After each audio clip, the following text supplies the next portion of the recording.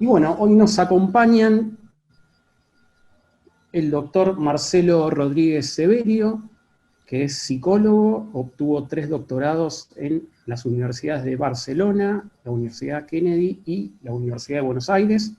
Es máster en terapia familiar por la Universidad Autónoma de Barcelona y máster en neurociencias por la Universidad Favaloro. Es además director del doctorado de psicología de UFLA Universidad, de la Escuela Sistémica Argentina y del Laboratorio de Investigación en Neurociencias y Ciencias Sociales. También nos acompaña el doctor Marcos Díaz Videla, que es licenciado y doctor en psicología, docente de esta casa también, de UFLO, e integrante del equipo del Laboratorio de Neurociencias y Ciencias Sociales de la Escuela Sistémica, y además autor de 2 libros sobre antrozoología, rama en la que se especializa por la editorial de UFLO Universidad. Y nos acompaña también Jessica Agostinelli, que es licenciada en psicología por la Universidad Católica de Santa Fe y especialista en el modelo sistémico, y también integrante del Laboratorio de Investigación en Neurociencias y Ciencias Sociales. Así que, bueno, mientras se va sumando la gente, los dejamos con los disertantes del día de hoy. Muchas gracias. Muy bien. Bueno, buenas tardes a todos y todas.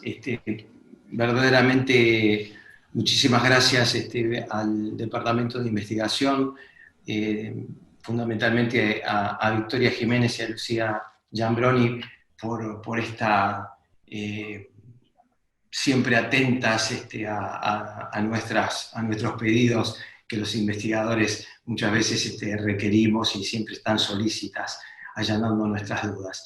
Y muchas gracias por invitarnos a este evento, y la felicito realmente por llevar adelante la concatenación de todos los grupos y realmente hacer una jornada que es absolutamente un éxito y brillante. Y nosotros lo que vamos a hacer, vamos a presentarles algunas de las investigaciones que llevamos a cabo en el Laboratorio de Investigación de Neurociencias y Ciencias Sociales que dirijo. Es un laboratorio que tiene aproximadamente unos 10 años de vigencia. Lo iniciamos y fueron cambiando los miembros en la medida que fuimos evolucionando por nivel de intereses. Trabajamos básicamente con algunas investigaciones que van a canto de las neurociencias y de las ciencias sociales. Cuando hacemos lectura de las investigaciones, siempre tratamos de romper con esa dicotomía cartesiana tan poderosa que nuestro hemisferio nos parte y nos lleva a entender los fenómenos de lo psicosociológico o de lo neurobiológico, y tratamos de unirlos y tratar de hacer un panorama a ciencia cierta de gran complejidad, haciendo honor al pensamiento de Edgar Morin y del constructivismo. Lo que tratamos de seleccionar son algunas investigaciones. Lo que va a presentar en principio Marcos son las investigaciones que él lideró, y Jessica las que ella lideró, y a posteriori voy a presentarles algunas últimas que hicimos muy actuales con respecto al COVID-19. Así que, bueno, damos marcha si no perdemos tiempo. Los Power los va a manejar Jessica, y adelante, Marcos, con tu exposición.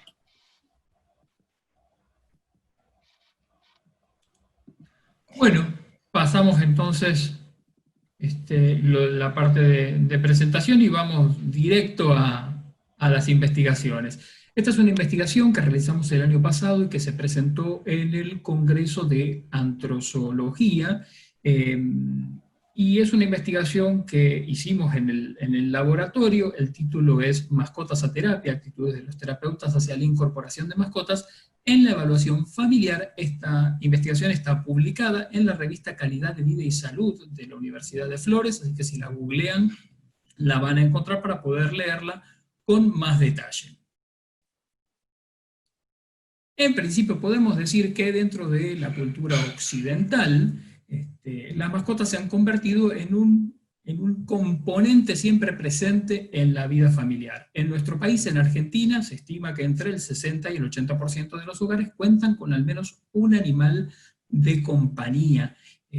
Somos uno de los países más mascoteros. Un estudio que se hizo con 22 países mostró que Argentina era el más mascotero, seguida muy de cerca por México, Brasil, en cuarto lugar estaba Rusia, y recién en quinto Estados Unidos. Esta creencia que hay que países como Estados Unidos o Inglaterra tienen actitudes más favorables y demás, bueno, hay que verla, o hay que hacer comparaciones transculturales para poder afirmarlo. Yo creería que no es tan así. Los argentinos somos muy mascoteros.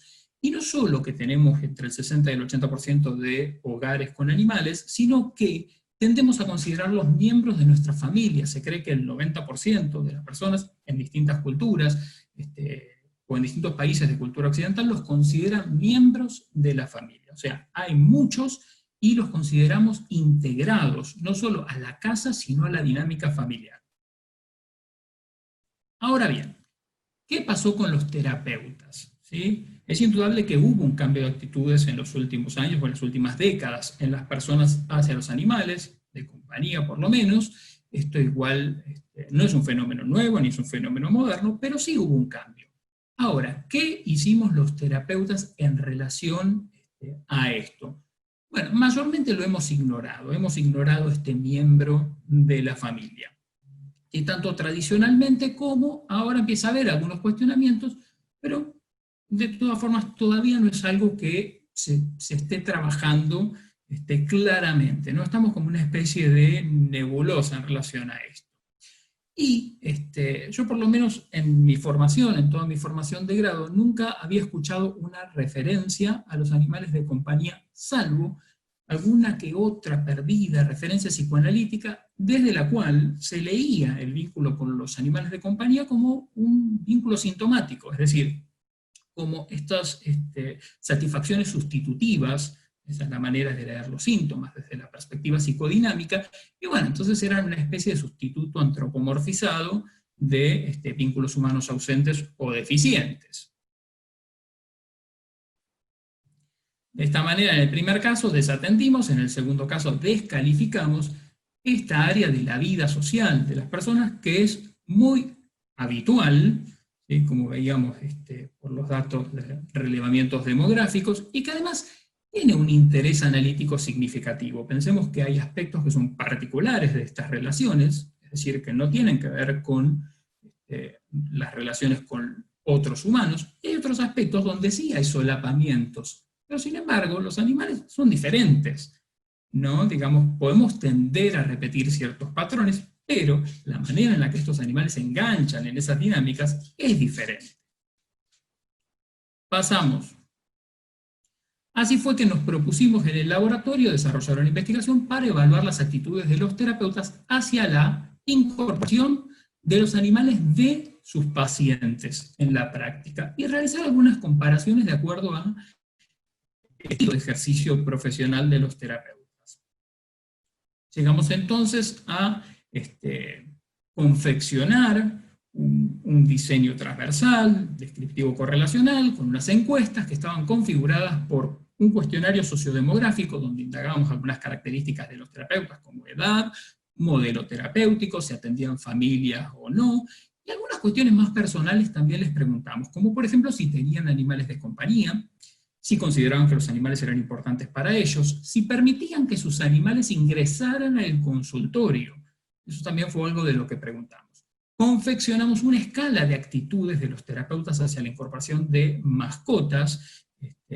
Habíamos, en base a la literatura y nuestra experiencia, habíamos desarrollado unos reactivos, los pusimos a prueba en una prueba piloto con unos terapeutas, a partir de ahí los pulimos y seleccionamos unos 12 reactivos, hay 2 que son de puntaje inverso, se los voy a mostrar, y estas afirmaciones se contestaban en un formato de acuerdo de 5 puntos, ¿no? Formato Likert. El coeficiente de confiabilidad fue muy alto, fue de 0.86. Eso quiere decir que la escala era bastante confiable. Acá tenemos algunos de estos reactivos, o los reactivos. Las mascotas son integrantes de las familias de mis pacientes. Y los terapeutas contestaban, ¿qué tan de acuerdo estaban? Las mascotas son accesorias en la vida de mis pacientes. Tiendo a incorporar a las mascotas de los pacientes al confeccionar el genograma. Otro era, por ejemplo, las mascotas son figuras de apego para mis pacientes, o las mascotas pueden ayudar en la socialización de los integrantes de la familia. Pasamos, Jessy, porfa. Pasamos otra más. Ahí están todos los reactivos. Bueno, la muestra se configuró por 327 terapeutas entre 23 y 71 años.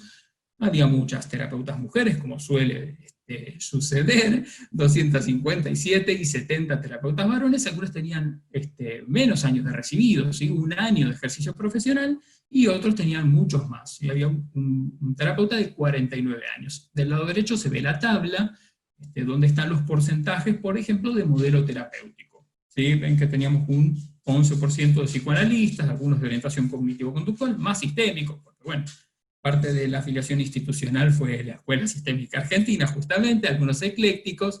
Bueno, y abajo lo que se ve es si atendían niños o no, si atendían individual o no, que la mayoría sí, por supuesto, si atendían pareja o no, ese está bastante parejo, y si atendían familias o no. Muy bien, ¿qué encontramos? En principio, el 81% de los terapeutas indicaba que los animales de compañía eran importantes en sus vidas, ¿sí? Y llamativamente, solo el 70% tenía o convivía con animales de compañía. Es decir, si bien el 70% tenía, el 81% te decía que eran importantes en sus vidas. Hicimos una comparación por sexo de terapeutas y que encontramos que las terapeutas mujeres tenían puntajes más altos de esta escala, es decir, tenían actitudes más favorables hacia trabajar con los animales de los pacientes. Pero sin embargo, en los ítems donde les preguntábamos por cuestiones personales, no había diferencia, es decir, terapeutas hombres y terapeutas mujeres tenían mascota en igual medida, consideraban que eran importantes en sus propias vidas en igual medida, permitían que ingresaran a su consultorio en igual medida. Hicimos una comparación por edad y encontramos que no había correlación con la edad del terapeuta ni la cantidad de años de ejercicio profesional. Encontramos una diferencia con esto, con la permisividad a dejar que sus animales entraran al consultorio. Ahí está mi perra Dalma, que quiere aparecer. Bueno, y con la modalidad de atención, con esto de si atendían familias o no, si atendían niños o no, tampoco encontramos diferencias, ¿sí? Al comparar los grupos de terapeutas, no había diferencia. Sí, lo que vimos es que los terapeutas de familia eran más permisivos con sus animales. Y al comparar los enfoques, las líneas teóricas de los terapeutas, encontramos que había una diferencia en los psicoanalistas. El único grupo que se diferenciaba eran los psicoanalistas que tenían menores puntajes de esta escala. Al comparar los terapeutas que tenían mascota y los que no, no había diferencias tampoco en esta escala. Pero sí había diferencias entre quienes consideraban que los animales eran importantes en sus vidas y los que no. Acá tenemos los puntajes o porcentajes de acuerdo en cada uno de los reactivos. ¿Sí? El azul sería el grado de acuerdo.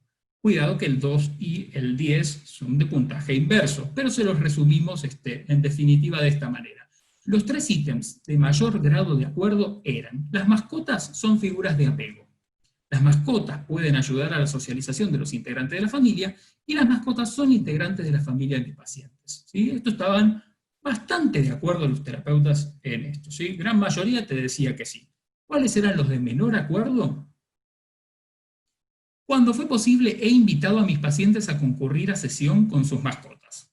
No, solo 15% te decía que sí. Igual es bastante, ¿no? Podemos pensarlo, pero digo, era el reactivo con menor puntaje. Tiendo a incorporar a las mascotas de los pacientes a confeccionar el genograma, 1 de cada 4 te decía que sí, y si las mascotas son consideradas miembros de la familia de mis pacientes, sería útil incorporarlas en alguna entrevista, 33%, ¿sí? Más que el reactivo número 5, pero de todas formas sigue siendo bajo. Estos eran los de menor puntaje.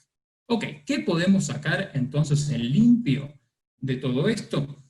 Los terapeutas tienen actitudes favorables hacia los vínculos con las mascotas, ¿sí?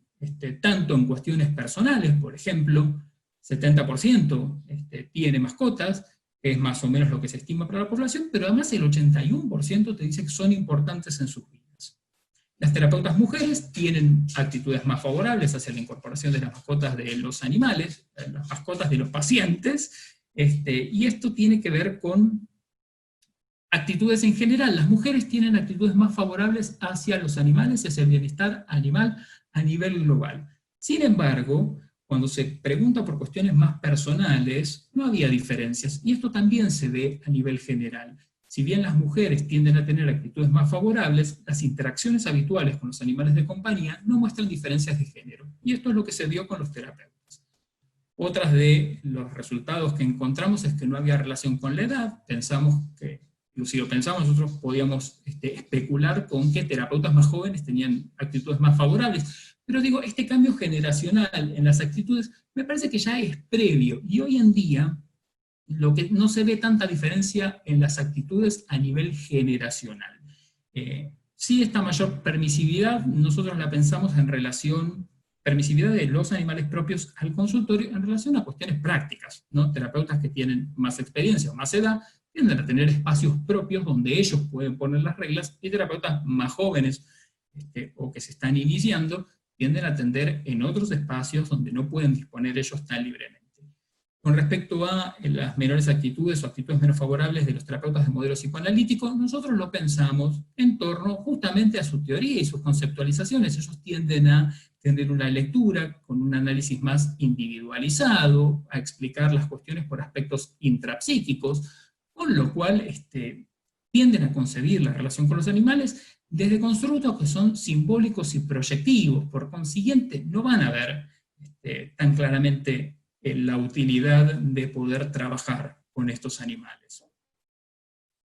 Y de acuerdo con la modalidad de atención, los terapeutas no mostraban diferencias en las actitudes hacia la incorporación de los animales. Esto nos llamó la atención, ¿no? Porque podemos pensar, bueno, pero ninguna teoría era más propensa a trabajar con los animales. No, en principio no. Y lo que creemos es que esto se asocia con falta de formación profesional específica al respecto. Es decir, los terapeutas no cuentan con herramientas para poder aprovechar este aspecto relacional. Y esto es lo que vimos al analizar los reactivos.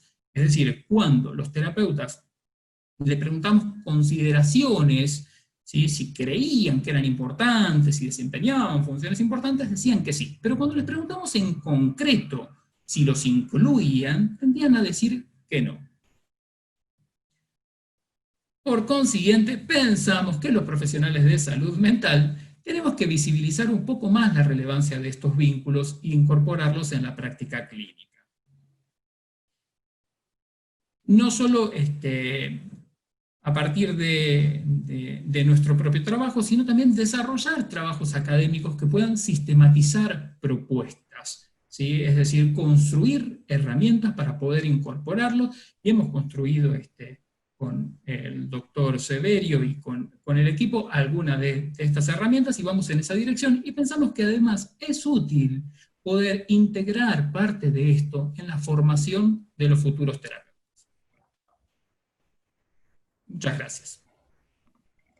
Bien, bueno, yo voy a presentar la investigación que también hicimos con el equipo, condicionalidad e incondicionalidad amorosa, en donde mediante un protocolo que tenía un dilema, se trató de investigar la condicionalidad y la incondicionalidad amorosa, entendiendo al amor incondicional como el amor parento-filial, es decir, de los padres hacia los hijos, mientras que el amor de pareja lo consideramos como un amor sometido a diferentes condiciones. Y también buscamos establecer la diferencia entre un amor biológico y amigdalino y un amor frontalizado. Consideramos condicionalidad amorosa a un amor que como sentimiento se haya sometido a diversas variables, económicas, relacionales, culturales, estéticas, entre otras, y este es el ejemplo típico de las relaciones de pareja. Y incondicionalidad amorosa lo consideramos como un amor sin límites, un amor en donde no se involucra la duda, en donde la persona puede dar la vida por el otro, y la hipótesis sostiene que esta forma de amor se observa en la relación de los padres hacia los hijos.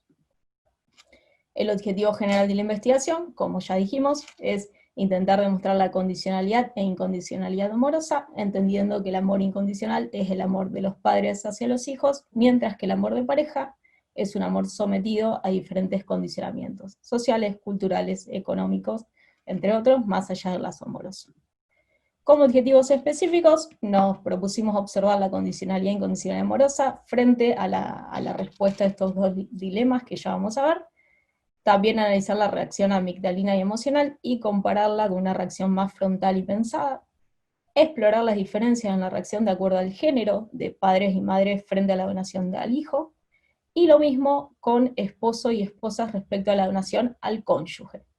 Y analizamos también la edad de los entrevistados en función de las respuestas como padres o como cónyuge. El método que utilizamos fue un diseño no experimental, transversal, descriptivo, correlacional, y como instrumento utilizamos también un cuestionario sociodemográfico, dentro de los cuales se le preguntó también el sexo, la edad, la cantidad de hijos, el tipo de vínculo que tenían con los hijos, si eran hijos biológicos, adoptivos, de guarda legal, y la edad también de los hijos y su estado civil. Se le plantearon los dos dilemas y se hizo un registro de emociones.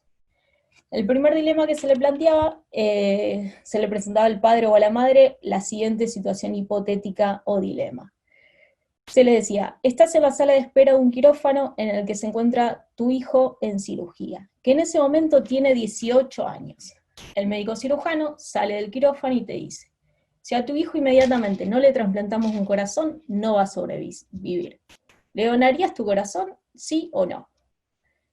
Frente a esta respuesta, si contestaba que sí lo donaría, le preguntamos por qué lo haría. En caso de que no lo donaría, ¿por qué no lo haría? Lo mismo, pero ahora con respecto al esposo o a la esposa. Se le enfrentaba frente también a una situación dilemática. Estás en la sala de espera de un quirófano en el que se encuentra tu esposo o esposa en cirugía. El médico cirujano sale del quirófano y te dice, si a tu esposo no le trasplantamos un corazón, no va a sobrevivir. ¿Le donarías el corazón, sí o no? Y acá lo mismo, se les preguntaba el por qué. Después de cada uno de los dilemas, se hacía un registro de emociones.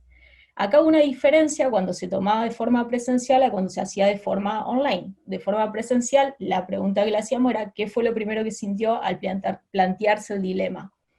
Y anotábamos lo que ellos nos respondían. En el formato online tenían todo este listado o podían agregar otros, como dice ahí abajo. Dentro de esto estaba angustia, ansiedad, tristeza, culpa, confusión, indecisión, desesperación, indiferencia, frialdad, miedo, enojo, bronca, cariño o amor, otros. Otra de las cosas que hicimos también en el formato presencial, cuando se lo podíamos tomar cuando es de forma presencial, se anotaba el tiempo de demora que tenían en responder, ¿sí? Porque eso también era un indicador que nos hacía ver cuánto demoraba en contestar. La muestra que se utilizó fue un muestreo no probabilístico intencional de 559 participantes de entre 20 y 70 años. Otra de las condiciones que teníamos eran que tengan una pareja estable y que tengan hijos. En cuanto al género, también como pasa con la mayoría de las investigaciones, la mayoría fueron mujeres, en un 90.5%, y una minoría de hombres con un 9.5%. El estado civil, la mayoría fueron casados, luego siguieron los concubinos, los divorciados, separados y en un noviazgo. En cuanto al vínculo parental, la mayoría tenían hijo biológico, seguido de hijo de la pareja, hijo adoptivo y guarda legal. Los resultados. En cuanto al amor parental, sobre 559 padres y madres sí donarían el corazón 499, es decir, estamos hablando de un 89.3%. No lo donarían un 10.7%, ¿sí? O sea que acá se nota claramente que la mayoría de los padres donarían el corazón. La diferencia entre hombres y mujeres no estuvo marcada, los porcentajes fueron bastante similares, ¿sí? Hubo un 88.7% de hombres y un 89.3% de mujeres. Fue bastante similar. Las emociones parentales que más puntuaron fueron angustia, con un 26.5%, y cariño y amor, con un 28.8%. En cuanto al amor conyugal, acá sí hubo un cambio en la respuesta, como lo esperábamos, de 559 cónyuges que donarían el corazón a los hijos, al cónyuge fue un 37%, y quienes no lo donarían un 63%. Y acá sí se marcó una diferencia entre hombres y mujeres. Los hombres donaban un 56% y las mujeres un 35%, más o menos. Y las emociones conyugales, acá puntuaron angustia, tristeza, confusión e indecisión. ¿Sí? Que en las emociones parentales, confusión e indecisión no llegó ni al 10%. Las conclusiones a las que llegamos con respecto al amor parental es que el 89.3% donaría el corazón a sus hijos, por eso consideramos que es un amor incondicional. También nos llevó a desmitificar la creencia de que la maternidad es más altruista que la parentalidad, porque vimos que los porcentajes eran iguales en cuanto a donación de hombres y de mujeres. En cuanto a los hijos, y el 10.7% que no lo donarían, cuando les preguntamos por qué no lo harían, la mayoría, casi el 100%, tenían otros hijos, de 3 a 5 hijos. Y notamos en esto dos tiempos de reacción. En un primer momento nos decían que ellos sintieron que sí lo donaban, pero después cuando pensaron qué iba a pasar con los otros hijos, ahí es cuando la respuesta se frontalizó, ¿sí? Donde empezaban a dudar y donde ahí cambiaron a un no lo donaría porque los otros chicos quedarían desprotegidos. También, de 8 hijos adoptivos, 7 padres donarían el corazón. Un padre que tenía un hijo en guardia legal también donaría el corazón, y 28 hijos de la pareja, 24 cónyuges donarían su corazón, ¿sí? Entonces, a la conclusión que llegamos es que parecería ser que más allá de la parentalidad biológica, el amor incondicional se extiende a la función parental. El lazo de sangre o el lazo de adopción es poderoso y determinante en el amor parental. En cuanto al amor conyugal, consideramos que el amor conyugal es condicional. Hubo un 63% que no donaría el corazón, fue una reacción más frontalizada y pensada. Acá los tiempos de reacción fueron más extensos. En la respuesta al dilema del amor parental fueron segundos en el que respondían, 4, 5, 6 segundos. Acá estábamos hablando de 4 hasta 1 minuto que tardaban en responder y en pensar esta pregunta. Y consideramos que el lazo de pareja está sometido a múltiples condiciones. Acá sí hubo una marcada diferencia entre hombres y mujeres. Los hombres donaban el corazón a sus parejas en un 56.6%. Consideramos que es porque están más aferrados a la conyugalidad, y había una creencia de que las mujeres estaban más capacitadas para la crianza de los hijos. Esto era lo que nos contestaban cuando les preguntábamos también el por qué. Y las mujeres no lo donaban por la primacía de la maternidad por sobre la conyugalidad. En cuanto a la edad, no notamos diferencias significativas, ya sea en el amor parental o en el conyugal, y también hicimos un cruce de datos de cuántas personas que sí donaban el corazón a sus hijos también lo donarían a su pareja. Y acá notamos que de 499 que sí donarían el corazón a sus hijos, más de la mitad no lo donaría al cónyuge.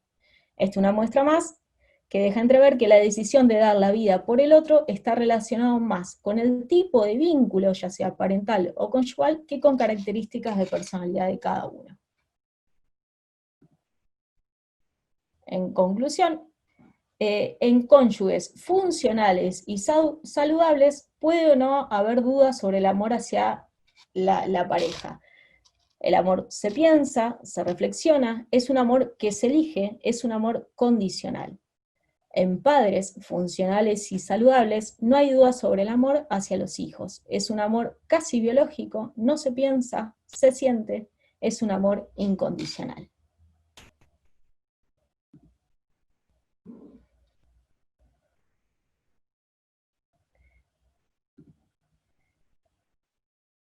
Y acá va a presentar Marcelo.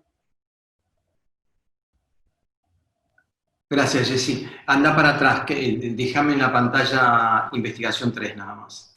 Ahí está.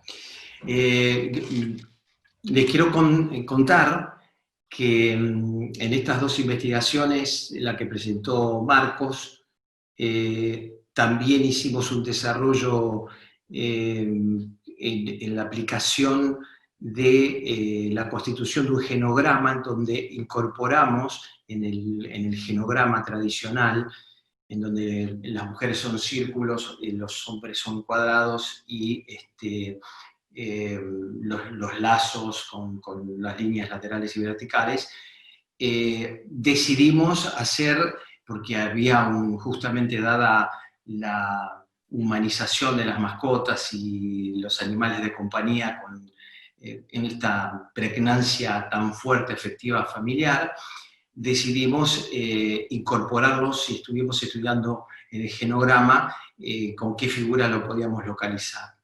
Fue muy interesante porque los únicos antecedentes que había eran unas autoras americanas que utilizaban, haciendo unos arabescos en las iniciales en inglés.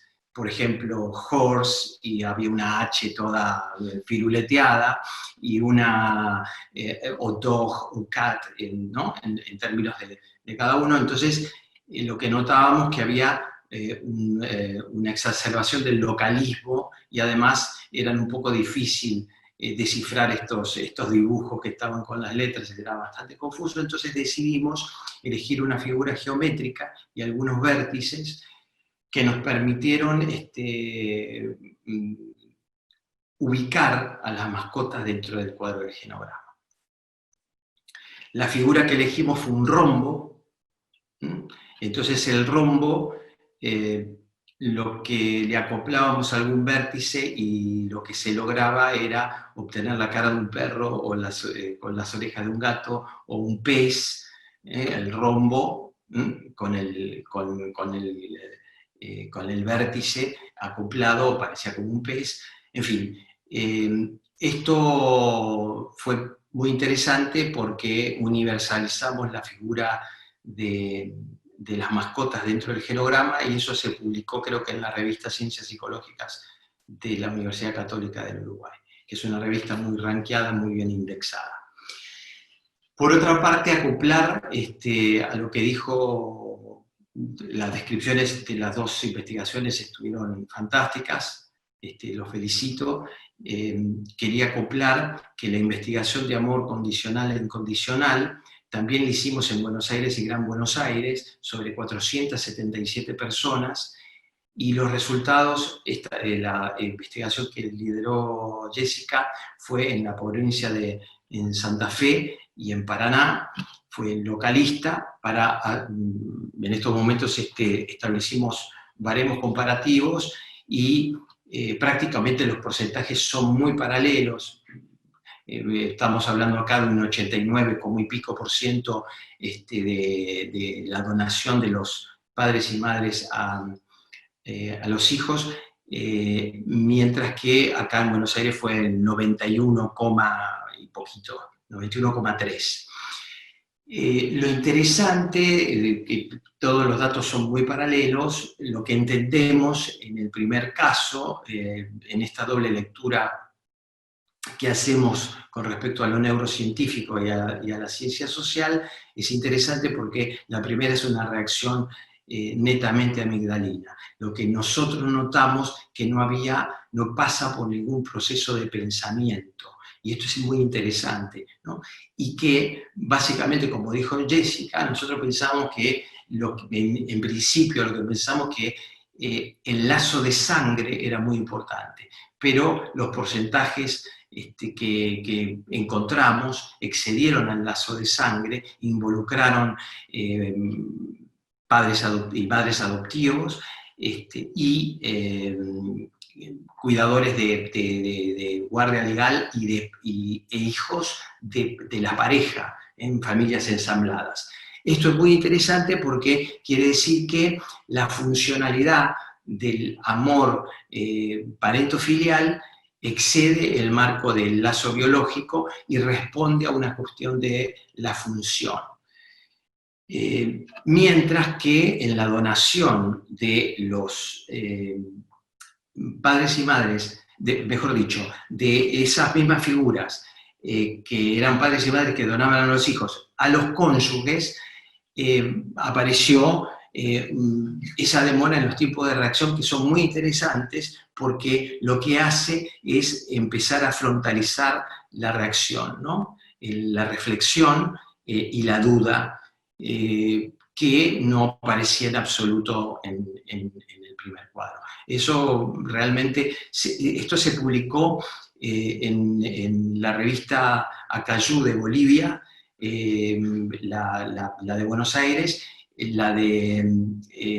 está en la revista de la Universidad de La Matanza, en estos momentos en corrección, y también se publicó, lo encuentran en la publicación de la Enciclopedia de Salud Mental, que se encuentra en la web, que es de la Fundación Aile.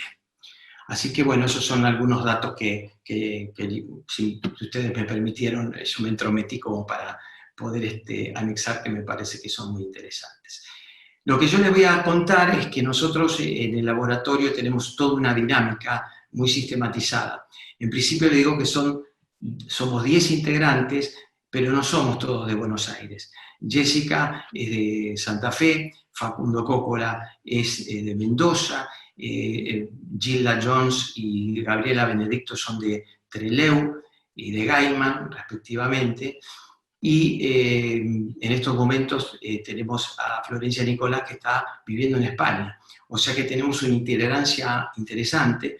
El grupo de Buenos Aires nos reunimos cuando se podía de manera presencial, y después tenemos abierto el Zoom. Esto ya lo venimos manejando hace años, y realizamos el intercambio. Ahora, por supuesto, que tenemos la virtualidad semanalmente. En estas reuniones, que son aproximadamente de 2 horas semanales, lo que hacemos es sistematizar investigaciones. Tenemos un espacio le denominamos algo así como espacio de la curiosidad, y entonces tiramos temáticas que nos ocupan, vamos hociqueando cada una de las temáticas, tratando de ver y estimular la creatividad. Es un periodo de muchas preguntas, absolutamente de muchas preguntas, y muchas veces de un tema central se van derivando otros temas, y cuando esos temas son poderosos, armamos subequipos para que sigan esa línea de investigación. O sea que vamos tornando investigaciones en paralelo.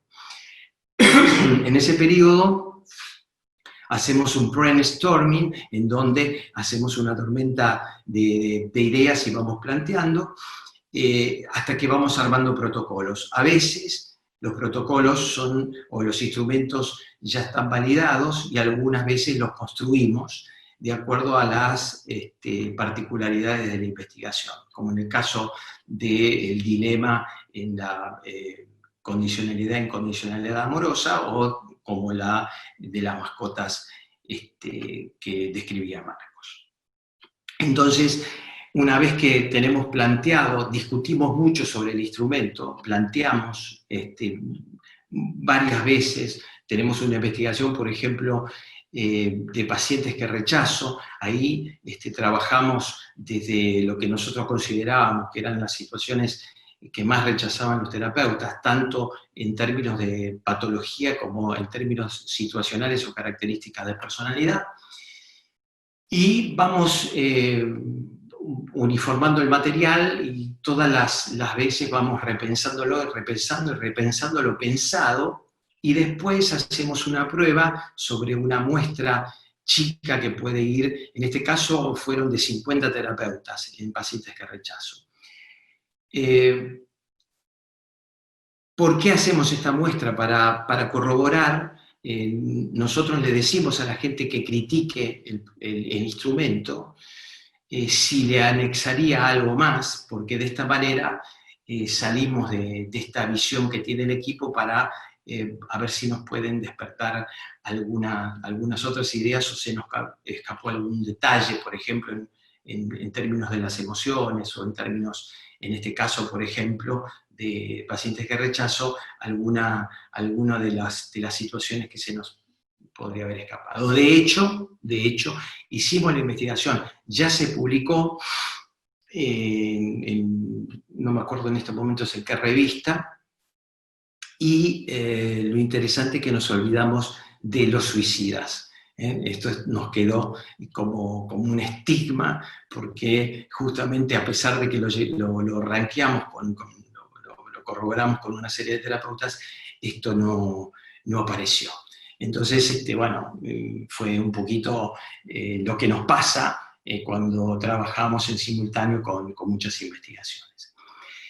En este caso, después, cada uno de los equipos bueno, trabaja con la metodóloga, que es Gabriela Benedicto, y intentamos ver el recuento de datos, entrecruzamiento de datos, tomar los resultados, empezar a redactar resultados e interpretar los resultados, hasta que le damos forma al artículo o a la devolución cuando presentamos los informes en la universidad, y de esta manera logramos un poco conformar la línea de trabajo cerrada con la presentación de un artículo de investigación, en donde, bueno, procedemos a las citaciones correspondientes y evaluación de discusión y conclusiones.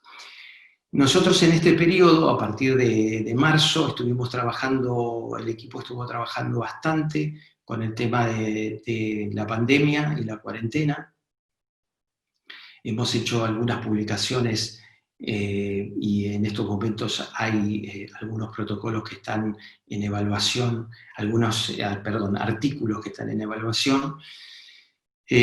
Una de ellas, por ejemplo, es, medimos en la primera semana de cuarentena y en los aproximadamente 70-80 días de cuarentena, hicimos una evaluación con un instrumento que mide la ansiedad de rango y estado, muy interesante, porque nosotros como equipo pensábamos que íbamos a obtener resultados donde se iba a disparar la ansiedad en los argentinos de una manera importante, comparando la ansiedad de rasgo con la ansiedad de estado.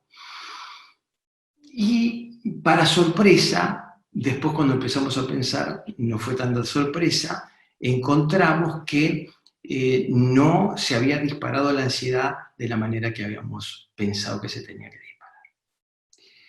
Varias situaciones empezamos a trabajar al respecto.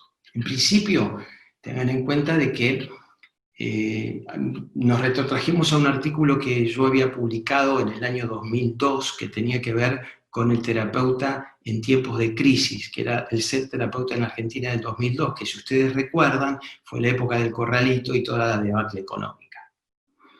En ese momento yo hice un análisis de epistemología sistémica sobre lo social en Argentina y planteaba cómo los sistemas sociales, los sistemas en general, pueden ser estables o inestables, o pueden ser estables en su estabilidad o en su inestabilidad, o inestables en su estabilidad o en su inestabilidad. Una muestra muy clara de una muestra de lo que es un sistema que es estable en lo inestable es la sociedad argentina. Justamente uno de los elementos interesantes a describir es que justamente tenemos la estabilización de la inestabilidad. Pasamos por diversos periodos aparentemente estables, pero después nuevamente aparece la inestabilidad. Esto hace de que estemos absolutamente atrapados, y tal vez mi visión es un poco apocalíptica con respecto a esta lectura que hago, interpretativa, pero claramente lo que sucede es que en general los niveles ansiogénicos de la sociedad argentina en general están por encima, baremos comparativos con otros países. Por eso, en términos de cuarentena y de pandemia, nosotros diferenciamos la cuarentena de la pandemia, porque la pandemia de por sí es estresante por el miedo al contagio, esto fue en un principio, y la cuarentena es estresante por el encerramiento. Entonces, la ecuación entre cuarentena y pandemia tendría que haber elevado superiormente estos niveles de ansiedad. No apareció esto porque lo que veíamos que el argentino está sumamente acostumbrado a estas debacles de inestabilidad y tiene un nivel de preparación interesante. Hoy les diría, después de todo este trabajo y de mucho reflexionar al respecto con el equipo, que yo pensaba y yo siempre dije, afirmaba que la resiliencia era un factor que caracterizaba a la sociedad argentina al respecto en esta ecuación a partir de esta investigación de rasgo y estado. No creo que seamos resilientes, creo que somos resistentes. Tenemos una capacidad maravillosa para seguir sobreadaptándonos a las situaciones críticas que nos provee esta estabilidad de la inestabilidad, pero la resiliencia es la capacidad de aprendizaje y particularmente en estos momentos pongo en cuestionamiento, y tendríamos que desarrollar una investigación al respecto, si realmente aprendemos o si seguimos repitiendo fórmulas para seguir sosteniendo este proceso de estabilización de la inestabilidad. Con respecto a esto, en este planteo, hicimos una investigación, pásame, Jessy, hicimos una investigación sobre estados emocionales y recursos de afrontamiento. Estos estados emocionales, medimos una serie de estados a los 15 días de cuarentena y entre los 90 y los 110 días de cuarentena. Ahora estamos pensando que sería interesante aplicar esta misma fórmula a esta altura, ¿no? de la cuarentena casi a los 6 meses. Hablamos de estados emocionales y ahora les voy a discriminar cuáles son, y poneme la anterior. No, esa. Cuando yo hablamos de recursos de afrontamiento, estoy hablando de facilitadores. Facilitadores. En este estudio hicimos una comparación, qué pasó en esos primeros 15 días y qué pasaron en los restantes de 90 a 110 días. Les quiero decir un detalle porque hay investigaciones que son paralelas en esto. Primero decirles que en la investigación de rasgo y estado tuvimos en la primera semana que aplicamos el protocolo, el instrumento, tuvimos 2.150 personas que inmediatamente respondieron. A lo largo de una semana teníamos 2.150 protocolos. En cambio, cuando fuimos al día 70, arañando tuvimos una muestra de 800 personas. Tuvimos que esperar como 2 semanas tratando de arañar las 800 personas. Eso ya de por sí fue un indicador interesante, porque había mucha explosión de entusiasmo y mucho tiempo al principio, para después esto decaer. Por el otro lado, hay otro enlace que quiero mostrarles, que tiene que ver con una investigación que se llama Psicólogos en el Frente, que la realicé sobre 30 psicólogos. En estos momentos se está publicando es una publicación que me aceptó la revista Archivos de Medicina de la Universidad de Manizales, una muy buena revista que se la recomiendo. En esa investigación tomé a 30 terapeutas y les pregunté que me dieran 5 facilitadores, que facilitadores son sugerencias, consejos que le daban a los pacientes durante el periodo de la cuarentena. Me reuní con 150 sugerencias, lo que yo llamo facilitadores, y los categoricé de acuerdo a si tenían que ver con un nivel de reflexión o si eran elementos de pasos a la acción, pragmáticos. Bueno, reuní 15, porque además cada uno estaba explicado, hice una reunión de los 15 categorizados, y eso en estos momentos se está publicando. Por eso, este estudio del afrontamiento con respecto a los recursos se concatena con ese artículo y se concatena con la primera investigación de ansiedad de rasgo y estado. Pásame, Jessy. En este estudio, es un estudio transversal y descriptivo, y el muestreo fue no probabilístico, ¿no? Y la gente procedió como voluntaria, y se fue claramente un protocolo que circuló por el Google Form y que fue circulando por vía WhatsApp y se fue, gracias a los colegas, se fue reproduciendo geométricamente como para poder hacer la evaluación. Adelante. Acá tienen lo que muestra en negro, la barra de negro es en las primeras semanas, en los primeros 15 días, digamos, y de 90 a 110 días la barra en gris. Hay algunos datos que son interesantes y voy a leerlos simplemente por barra, porque no quise poner todos los porcentajes del listado que tenemos, porque claramente acá hay algunos datos que son muy interesantes a simple vista. En principio, fíjense cómo rankea la incertidumbre. La incertidumbre llegó a más del 50% en el primer tiempo y supera ampliamente el 50% en el segundo periodo. O sea que la incertidumbre, ya sea al principio como a los 100 días, claramente se sigue manteniendo. Pero algunos datos son interesantes de modificación. Fíjense que la angustia desciende en el segundo periodo. Esto quiere decir que hay algo con la atribución semántica que tiene que ver con la asociación del COVID-19 con la muerte.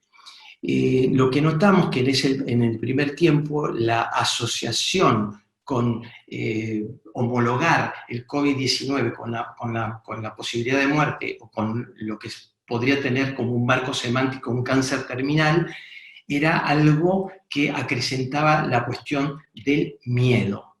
Fundamentalmente, fíjense que acá en la columna del miedo, señálamela vos, Jessy, con el puntero, la columna del miedo está mucho más elevada en el primer tiempo y después desciende por debajo del 20%, mientras que lo estaba superando al inicio.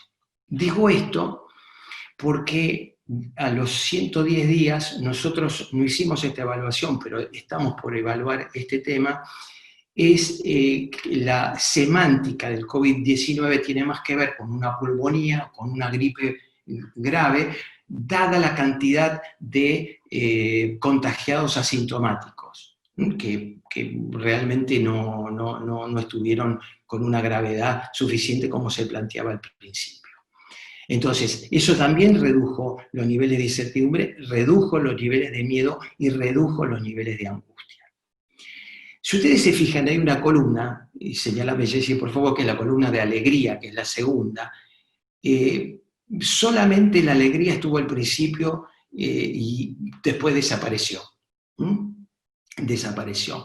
Es que muchas personas vivieron con mucho alivio y tranquilidad el primer tiempo, ahora hubo un pequeño descenso, pero en lugar de la angustia y en lugar del miedo lo empezó a ocupar el enojo. Miren cómo aumentó el enojo, la impotencia, notablemente subió la impotencia.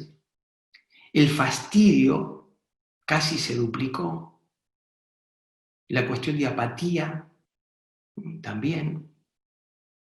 La sensación de encierro se acrecentó. Aumentó la tristeza, la sensación de frustración, y la irritabilidad casi se duplica. También aumentó, a pesar que son porcentajes muy chicos, porque están por debajo del 10%, la queja y la rumia. Me parece que es notable porque parece ser que en el primer tiempo aparece la angustia y el miedo como figuras relevantes. De hecho, en una primera lectura yo hablé de miedo, ansiedad y angustia como una tríada que apareció en el primer tiempo de cuarentena, y aparecen potenciadores en un segundo momento, que es la sobreinformación, la incertidumbre y la cuarentena en sí misma, y aparece un segundo potenciador que tuvo que ver con la escolaridad online, que revolucionó mucho al tema tecnológico, tanto a padres como a hijos, como a directores de colegios, de maestros, etc. La incertidumbre del futuro económico y los factores de irritabilidad. Esos fueron factores potenciadores de un segundo momento. Pero lo que se mira en el cuadro claramente es esto, cómo aparece el miedo y la angustia en relevancia, con la incertidumbre y la ansiedad, los factores ansiogénicos, y cómo en un segundo momento baja el nivel de miedo, baja un poco el nivel de angustia, se mantiene la ansiedad, pero se potencia la irritabilidad, el enojo, el fastidio, la apatía, en fin, y las sensaciones de frustración.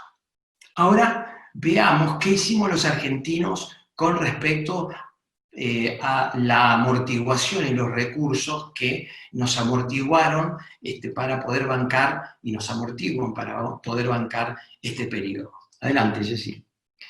Tenemos dentro de los recursos, por supuesto, todos estos recursos los conocemos todos de memoria, porque todos los psicólogos en mayor o menor medida hemos hecho una difusión de estos contenidos. Fíjense que tenemos las series y las películas, la actividad física, la cocina, la jardinería, arreglo de placares, uso de la TV y la radio, reuniones virtuales con amigos, talleres, cursos, conferencias, tiempo compartido con la familia, el arte, tanto el dibujo, pintura, escultura, teatro, redes sociales, el tiempo de estar con uno mismo, la introspección, el incremento de la ingesta de alimentos, medimos también el consumo de psicofármacos, el consumo de alcohol y droga, y el yoga y la meditación.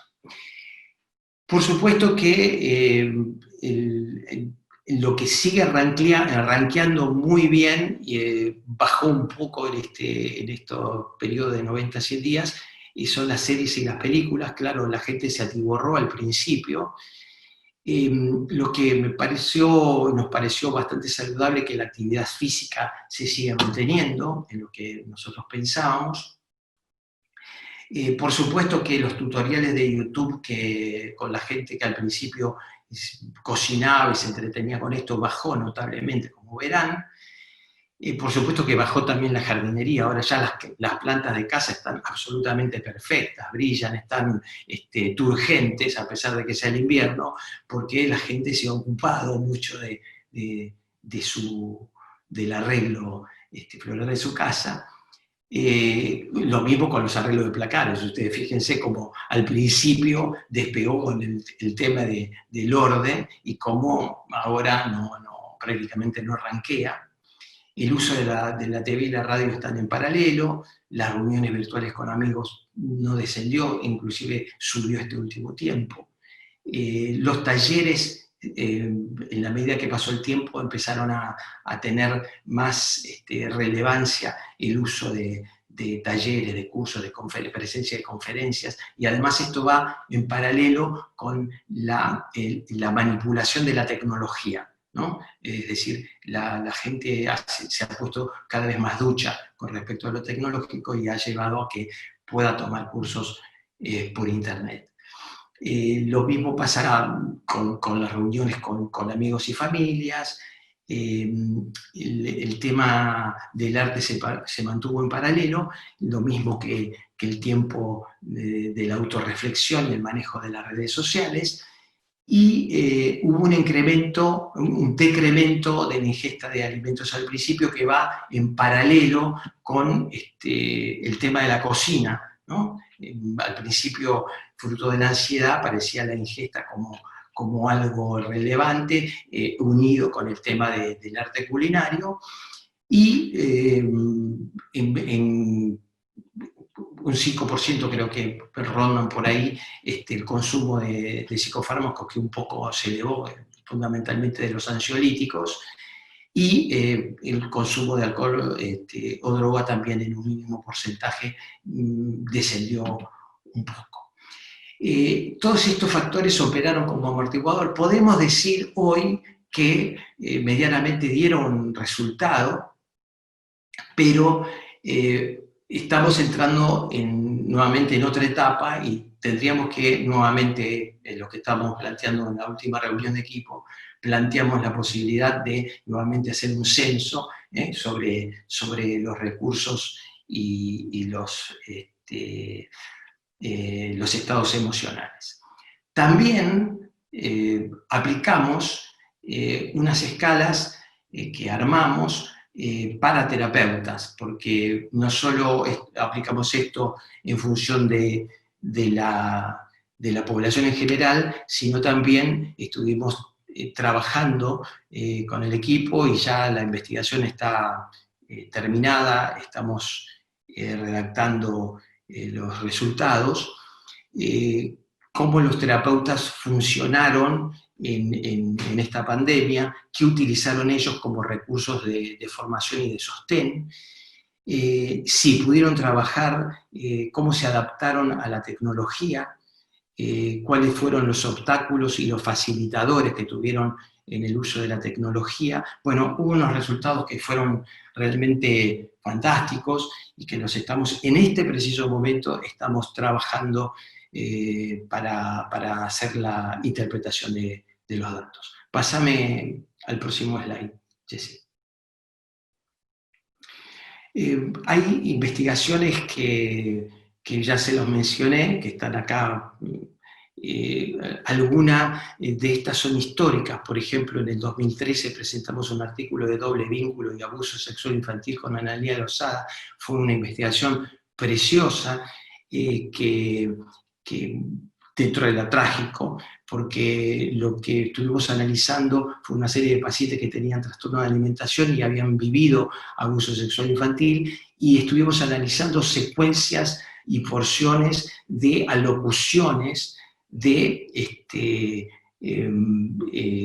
los abusadores, y estuvimos dándole cuerpo a lo que son dobles mensajes y dobles vínculos, donde la víctima quedaba atrapada en ese juego. Esta investigación tuvo una publicación en el Sevier, en una revista americana, fue publicado en inglés, y hicimos una nueva, donde hicimos otro análisis de datos, y en estos momentos está publicada, la publicaron este año en la Enciclopedia de Salud Mental. Bueno, acá tienen algunos, como vean, algunos que son los pacientes que rechazo, que es una investigación que data del 2015 y del 2016, la de condicionalidad e incondicionalidad amorosa. Hay algunas, por ejemplo, la adicción al celular, hicimos en el 2016 también, que concatenamos 4 instrumentos diferentes, inclusive hasta medimos la autoestima con el tema del uso del smartphone, que fue muy, muy interesante. Hay una investigación que hicimos también en concatenación con Sonia Rodríguez, que es una ex doctoranda, una doctora actualmente, que trabaja en nuestro equipo del doctorado sobre las reglas que rigen el contexto de actuación de lo emocional, del universalismo gestual de las emociones, cómo cada contexto pone una limitación en esa expresividad de las emociones, en concatenación con las neuronas espejo. Pásame, Jessy. Históricamente hemos presentado ética y responsabilidad en psicoterapia.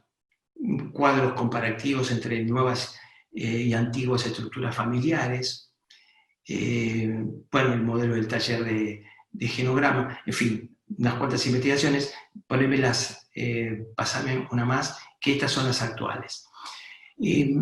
Últimamente nos publicaron 8 investigaciones, realmente no las anoté acá porque no encontré el listado que lo tenía, no hice tiempo como para ponerlos, pero sí les quiero decir que una de las cuales, una de las que se publicó fue esta de genograma y de las mascotas que hablábamos con Marcos, y también se publicó la de Mycotin, que fue, nosotros trabajamos con Emilio Goldenherz, que en estos momentos está viviendo en San Francisco, un módulo virtual concatenando elementos sistémicos, cognitivos, de mindfulness y realidad virtual para cesación tabáquica, y fue muy bueno el resultado. En estos momentos se acaba de publicar hace 10 días en una revista americana de muy buena indexación. Bueno, como verán, les comenté la ansiedad de rasgo y estado en la población argentina. Estas son 2 investigaciones, porque una fue la ansiedad de rango en la primera semana, la otra compara a los 70 días, es otro artículo. También publicamos hay 2 publicaciones que no son científicas, pero siguen una línea científica en actualidad psicológica que tiene que ver sobre los trastornos de pánico, y justamente una relectura de que los padres dan la vida también por amor a sus hijos, no solo por lazos de sangre, sino también por la funcionalidad de la incondicionalidad afectiva, que estos son 2 artículos que se están publicando en la revista Actualidad Psicológica. Dame el otro slide. Los psicólogos en el frente, la investigación que les comenté sobre 30 terapeutas. Hay una investigación que se está publicando en este preciso momento en la revista, ahora en noviembre, en la revista Sistemas Familiares, sobre la escolaridad online, sobre todo un desarrollo de cómo pensamos la docencia, que no solo evoca cuestiones cognitivas, sino también emocionales e interaccionales, y cómo podemos manejar esa presencialidad virtual, como estamos haciéndolo en estos momentos. Hay otra investigación teórica en donde desarrollé contextos, familias y vulnerabilidad en la crisis del COVID-19, que son las emociones y situaciones que se potencian y los interrogantes que se pueden detonar acerca del después, que se está evaluando en la revista de estudios de la familia de la Universidad de Caldas. También, por mi pasión con la historia, he desarrollado una investigación bibliométrica sobre la historia de las pandemias, que lleva el título de los barcos desde Etiopía y a los murciélagos del mercado de Wuhan, que es de la peste de Atenas al COVID-19, que en estos momentos está en evaluación en la revista mexicana de psicología. Es un tema realmente que explora cómo las grandes pandemias han afectado los contextos sociopolíticos y económicos, ¿no? Y han llevado a grandes crecimientos a las sociedades. En fin, el estudio comparativo que es el que acabo de mostrarles, de estados emocionales y recursos de afrontamiento, y hay 2 artículos más que tienen que ver con la historia precedente del COVID-19.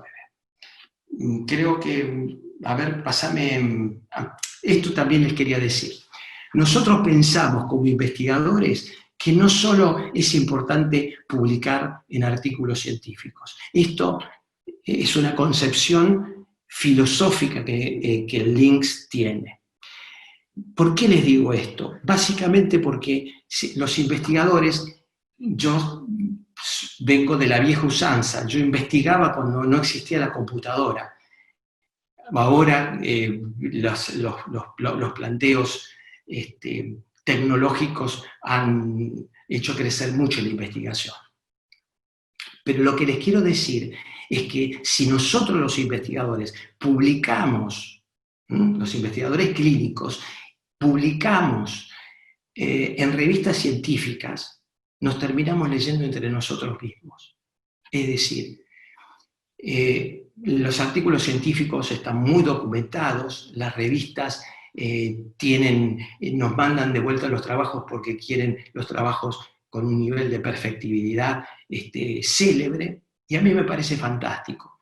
De hecho, estoy en 8 comités científicos de investigación, de revistas científicas. O sea que lo digo también porque otros me tienen que sufrir a mí cuando yo hago evaluación de artículos. Pero si un investigador no lleva los resultados de la investigación al pueblo, a la sociedad, ¿para qué investigamos? Si estos resultados no los expresamos en conferencias, en jornadas, en congresos, en conferencias para la gente, no únicamente para los profesionales, y nos quedamos anclados en artículos científicos, nuestra investigación se muere ahí.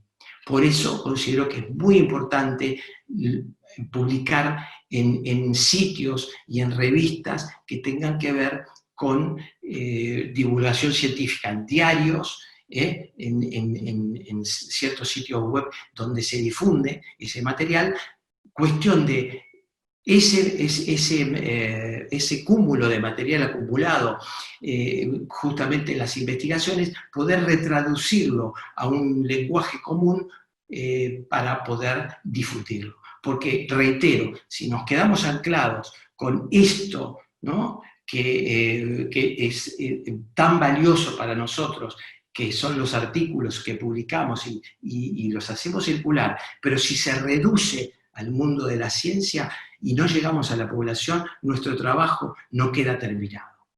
Así que esta es parte de la filosofía, por eso hay algunos artículos. Pásame a ver si hay algo más. ¿Ven? Son todos artículos publicados en diarios y en el sitio web La Mente es Maravillosa, pásame. Esto quiere decir que tratamos de ver de qué manera todo lo que hacemos como ciencia puede ser traducido a un lenguaje común, cuestión de poder ser difundido. Esto es, en cierta manera, la misión que tenemos como equipo de investigación, y que los 10 investigadores que lo componen coincidimos con este objetivo. Nada más, les agradezco muchísimo la atención, la verdad que es fantástico, y reitero mi agradecimiento para Lucía y Victoria, que se han montado todo este tinglado semanal que ha sido realmente súper exitoso. Muchas gracias.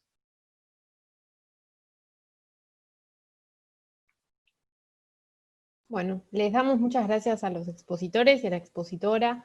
La verdad, muy interesantes todas las exposiciones. Tenemos un ratito para contestar algunas de las preguntas que fueron haciendo. Si les parece, las leo y las retoma cada uno. Hay algunas que están dirigidas y en otro caso son para todo el panel. Durante la exposición de Jessica, Micaela Laura Bassi consultó si en el trabajo de campo estaba contemplado la profesión. Estaba contemplado el nivel educativo, no la profesión, ¿sí? Igual no se hicieron cruces, se hicieron cruces, pero no hubo datos significativos, por eso no lo pusimos. Perfecto, gracias Jessica. No, y durante la exposición de Marcelo, Gustavo Martínez consultó si se publicaron diseños experimentales de caso único, perdón. No. Lo conozco muy bien a la teoría el diseño experimental de caso único. De hecho, estuve en mi tercer doctorado en la UBA, estuve a punto de aplicarlo, pero bueno, después decidí tener una muestra de 50 pacientes, porque necesitaba estereotipar un tratamiento, una muestra. Pero no llegamos no lo trabajamos. Las investigaciones que nosotros desarrollamos, sí, Gustavo, Eduardo Casabat es un experto en esto, además de que somos amigos, han desarrollado un trabajo, inclusive estuve en un trabajo de tesis de él, con diseño de caso único, muy interesante. No lo aplicamos nosotros, hasta ahora no tuvimos oportunidad de aplicarlo en ninguna de las investigaciones que llevamos adelante. Gracias por preguntar.